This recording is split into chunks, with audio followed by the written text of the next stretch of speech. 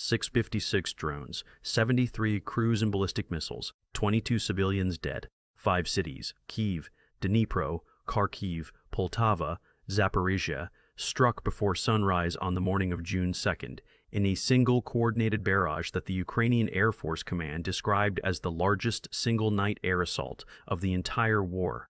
By 6 in the morning, residential blocks in Kyiv's Solomyansky district were on fire. By 8, a maternity ward in Dnipro had been evacuated through a hole in its eastern wall. By noon, the body count was at 16 and climbing. And then, 12 hours later, Volodymyr Zelensky walked into the press briefing room of the presidential office, looked at a row of cameras, and confirmed that Ukrainian long-range drone systems had struck the Petersburg oil terminal in the port of Ust-Luga, the Kronstadt Naval Base on Kotlin Island in the Gulf of Finland, and an industrial enterprise in the Tambov region producing missile airframe components. That last sentence is the one that matters. Tambov is not occupied territory. Tambov is not the Donbass. Tambov is one of the historic core oblasts of central Russia, 600 kilometers east of the Ukrainian border. The kind of place that under any previous theory of this war was supposed to be functionally untouchable. This is Professor Steven, and what you are watching right now is not a stalemate. It is the war moving inside Russia's borders, at industrial scale, for the first time. NATO's Secretary General Mark Rutte made an unannounced trip to Kyiv on the afternoon of June 2nd, stood next to Zelensky at a press microphone and said his exact words that Russia is growing desperate because of mounting military and economic difficulties. Subscribe right now, because what's about to happen to global oil prices, to NATO's escalation calculus, and to the architecture of this war of the next 8 weeks cannot be undone by any ceasefire that has not already been signed. Let's start with the asymmetry on the night of June 2nd, because the asymmetry is the entire story. The Shahed 136, manufactured in Iran, license built now at Russia's Alabuga Special Economic Zone in Tatarstan, is a one-way attack drone with a unit cost of, by the most credible open-source estimates from the Royal United Services Institute and from the Ukrainian Center for Defense Strategies, between $35,000 and $50,000. 656 of those in a single night is a procurement and logistics figure of somewhere between $23 and $33 million in expended ordnance. Russia is producing them by current estimates from Bloomberg and from the Institute for the Study of War at a rate of approximately 320 units per week at the Alabuga facility alone, with additional production at 3 secondary sites in the Sverdlovsk and Samara oblasts. The interceptor on the Ukrainian side, in the cases where the interceptor is a Patriot PAC-3, costs approximately $4 million per missile. The Ukrainian Air Force does not have an unlimited supply of Patriot missiles. The total inventory of PAC-3 interceptors across all NATO members, by Center for Strategic and Budgetary Assessments analyst Mark Kainsian's published estimate, is somewhere around 2,500 units, with annual production capacity of approximately 550. Russia produces Shahed drones at 5 times the rate at which the entire NATO industrial base produces the missile that intercepts them. I want you to hold that ratio in your head. 5-to-1 in production rate. 100-to-1 in unit cost. The Ukrainian air defense system is, on the math, being slowly bled by the inverse economics of the duel. Every night Russia launches 300 Shaheds. Ukraine has to make a choice. Spend its Patriot inventory on the drones, in which case it runs out by Christmas. Use cheaper systems, Gepard guns, Stingers, electronic warfare jamming, in which case some drones get through, and people in Solomyansky district die in their apartments. There is no good answer. There is only the answer that buys another month. That is what the Russians have done.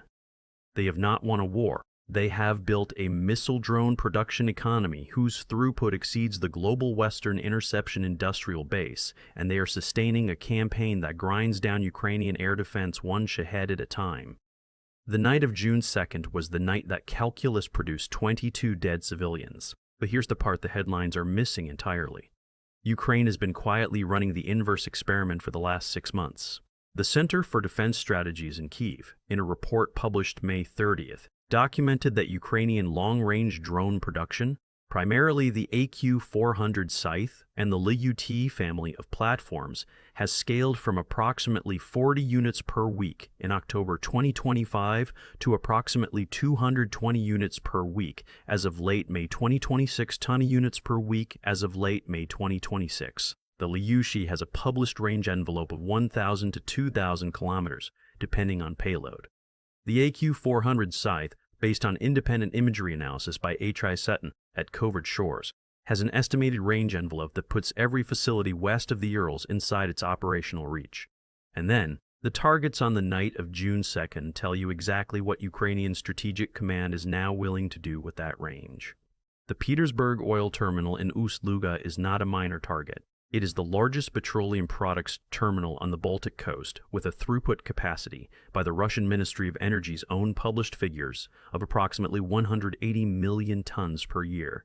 Diesel, gasoline, naphtha, fuel oil. It handles, by the World Bank's working estimate, roughly 40% of Russia's seaborne refined products export volume to Mediterranean and European markets. A drone strike on the terminal's fractionation infrastructure does not destroy the terminal. It takes the terminal offline for days or weeks while damage is assessed and repairs are queued. Multiply that by the strikes on Primorsk in March, on Tuapse in April, on Novorossiysk in May. The cumulative effect is not a single dramatic loss. It is a structural degradation of Russian export logistics that, by Kepler's reporting on June 3rd, has reduced Russian refined product export volumes by approximately 14% year over year. Take a second on that. 14%. That is not a footnote. That is a meaningful reduction in the foreign currency revenue stream that funds the war, achieved by a drone production line that the West did not know Ukraine had a year ago. Kronstadt is more consequential symbolically than economically. It is the historic home of the Russian Baltic Fleet, the place where the 1921 sailors' mutiny gave the Soviet state its first existential domestic crisis, the harbor that Peter the Great built to project Russian power into the Baltic in the first place.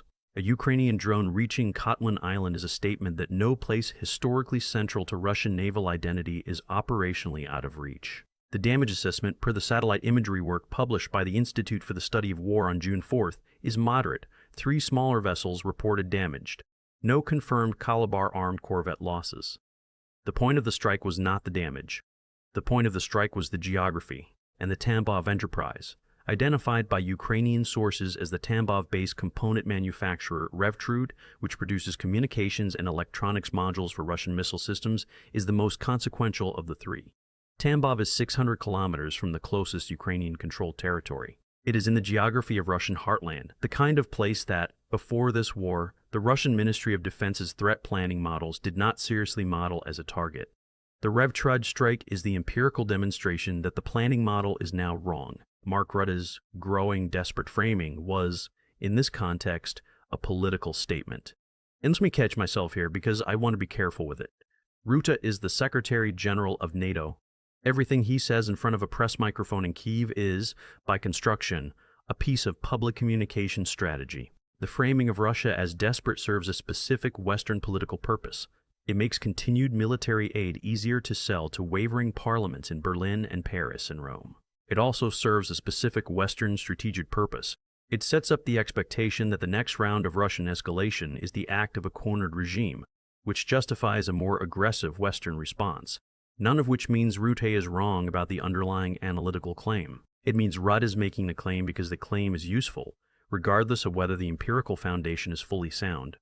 The honest answer on whether Russia is actually growing desperate is somewhere in between.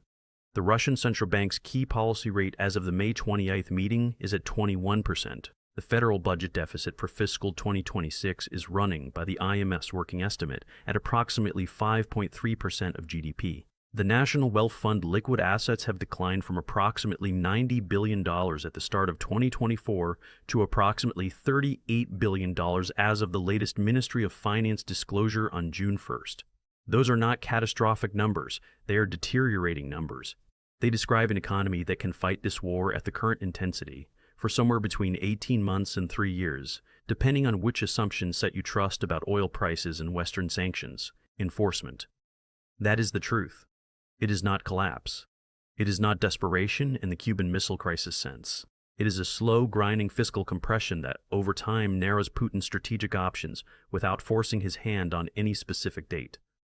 But narrowing strategic options is, structurally, when great power leaders make the riskiest choices. The The Royal United Services Institute published a 38-page paper in late April, authored by Jack Watling and Nick Reynolds, titled "The Plurality of Escalation Pathways in the Russo-Ukrainian War." The paper is, in my judgment, the most rigorous escalation analysis published this year. Watling and Reynolds argue that the moment of greatest danger in this war is not the moment of imminent Russian collapse. It is the moment when Russian leadership concludes that the current pace of conventional attrition is no longer producing battlefield gains commensurate with the rate of resource depletion. At that point, the escalation logic becomes either accept defeat at the current scale or escalate to a new domain where the cost-benefit calculation reshuffles. That new domain could be tactical nuclear signaling. It could be a deliberate strike on a NATO logistics node in eastern Poland under deniable conditions. It could be an attack on a Black Sea grain corridor, underflagged commercial vessel. The Watling-Reynolds analysis is that the probability of one of those three escalations is meaningfully higher in the next 90 days than at any point since the war began. That is the question Root's growing desperate framing does not address. A desperate Russia is a more dangerous Russia, not a more manageable one. And consider one more data point that the Watling-Reynolds paper highlights, and that has not been picked up adequately in mainstream coverage. The Russian strategic rocket forces conducted an unscheduled command and control exercise on May 21st, involving the 27th Guards Rocket Army headquartered in Vladimir. The exercise was disclosed in a Russian Ministry of Defense press release as a routine readiness drill. Open-source nuclear forces analyst Pavel Podvig, whose tracker is the most authoritative public source on Russian strategic forces, observed that the timing of the exercise, 3 days after a Ukrainian drone strike on the Engels II strategic bomber base in the Saratov region, was not coincidental. Podvig was careful in his framing. He did not call it nuclear signaling. He called it, his phrase, posture communication consistent with leadership concern about conventional strategic boundary erosion. That is the kind of sentence professional analysts write when they want to describe a real signal without provoking a market reaction. Podvig is telling you that Moscow is worried about exactly the thing the Ukrainian Petersburg oil terminal strike represents, the boundary between the conventional war and something else getting harder for the Kremlin to police. Let me bring this back to what it means for American markets and your financial reality right now. Brent crude, which closed yesterday at $118 largely because of the Iran-Hormuz situation, has a second pricing input that most viewers do not focus on. Russian refined product export volumes are about 14% below 2025 levels. That gap is currently being absorbed by spare capacity in Saudi Arabia, the UAE, and to a smaller degree in the U.S. Gulf Coast. If Ukrainian strikes on Russian terminal infrastructure continue at the pace of the last 60 days, and there is no signal from Kyiv that they will not, the export gap widens. The global refined product market is structurally short by midsummer. Diesel margins on the Atlantic Basin are already up 41% year over year by Argus Media's June 3rd pricing report. Diesel is what moves trucks. Trucks are what move food. The grocery store inflation you've been watching for 2 years has a Russian refined products angle that nobody has been telling you about. Add to that the secondary effect on European natural gas prices. The Northwest European TTF benchmark closed yesterday at approximately 58 euros per megawatt hour. That is up from 28 euros in May 2024, a doubling in 18 months. European utilities are passing those costs through to industrial users, which is one reason the BASF chemical complex at Ludwigshafen announced on May 22nd a further 15% reduction in ammonia production. Less European ammonia means less European fertilizer, means lower European cereals output in the 2026 harvest. The grain market has not yet priced this in. It will. This war, in other words, is not located in Ukraine. The war is located in your fertilizer prices, and your diesel prices, and your bread prices, and your 7% mortgage. Every Shahed launched, every Petersburg oil terminal struck, every Tambov component plant burned, is a node in a pricing graph that terminates at your weekly grocery receipt. But here's the case for it, mattering even more than the inflation numbers. The war moving inside Russia at industrial scale changes the political calculus inside Russia itself. The Levada Center, the only major independent polling institution remaining inside Russia, published a survey on May 29th. Approval of the special military operation remains at 61%, high by Western standards, but down 9 points from the 70% peak in September 2024. The category that has dropped fastest is approval among the cohort aged 18 to 34 in the federal cities and the regional capitals west of the Urals. That is the cohort whose phones are now shelling them images of Ost-Luga on fire. That is the cohort whose draft-eligible male relatives are increasingly being deployed to Donbass frontline positions. That is the cohort whose support has historically been the leading indicator for Russian political volatility. Russia is not going to collapse next month. That is not what the polling shows. What the polling shows is that the war's domestic political durability, the assumption underlying every Kremlin strategic calculation since 2022, is no longer infinite. The Petersburg oil terminal strike is, among other things, a signal to that 18 to 34 cohort that the war is not somewhere else. It is here. It is the smoke over the Baltic. The Kremlin has spent 4 years controlling the visual register of this war inside Russia. Ukrainian drone command is now systematically taking that control away. Let me bring it back to ground, to what you can actually watch for, because I'd rather give you instruments than predictions. Watch 3 things over the next 8 weeks. First, watch the Russian refined products export figures published weekly by Kepler. The number to watch is the 4-week trailing average. If it stays at -14% year over year, the current pressure is sustainable. If it falls below -20%, the Russian federal budget revenue compression accelerates, and the Watling-Reynolds escalation logic becomes more salient. Second, watch the Russian Ministry of Defense's weekly briefings for any reference to asymmetric response options or extended deterrence postures. Both phrases were absent from MOD vocabulary throughout 2023 and 2024. The phrase asymmetric response options appeared once in a May 17th briefing. If it appears again, and especially if it appears with a specific regional referent attached, that is the signal that the escalation conversation has moved from RU-SI papers in London to actual Russian internal posture documents in Moscow. Third, watch the NATO defense ministers meeting in Brussels scheduled for June 24th. The communique to look for is any reference to extended Article 5 deterrence or enhanced posture in the Baltic states. If those phrases appear, NATO is signaling that it has assessed the Russian escalation probability as elevated enough to warrant pre-positioning posture changes. If the communique is silent on those phrases, the alliance is still working under the assumption that the war remains within the existing escalation envelope. 3 instruments. Russian export volumes. Russian export volumes. Yolda vocabulary. NATO communique language. Watch those 3, and you'll see the ceiling of this war before it gets tested. So let me leave you with the question I cannot fully answer myself, and I'll hand it to you to sit with. If a war that was supposed to be a managed freeze along a static front line is now landing drones on fuel terminals 600 kilometers inside Russia, with the active strategic support of a NATO Secretary General who calls the opponent desperate on the same day the bodies are being pulled out of Solomiansky district, then what exactly is the ceiling of this war? And who is in a position to set it? Putin can escalate. Zelensky can escalate further. Root can endorse further still. Trump can demand de-escalation by tweet from the Oval Office at 3 in the morning. Every one of those actors has a vote. None of them has a veto. The structural answer to who sets the ceiling of this war is, increasingly, nobody. And a war without a ceiling is not a war that ends in a treaty. It is a war that ends in an event nobody plans and nobody wants, and nobody, in the moment it arrives, will fully understand was preventable. This is Professor Stephen. I'll see you in the next one.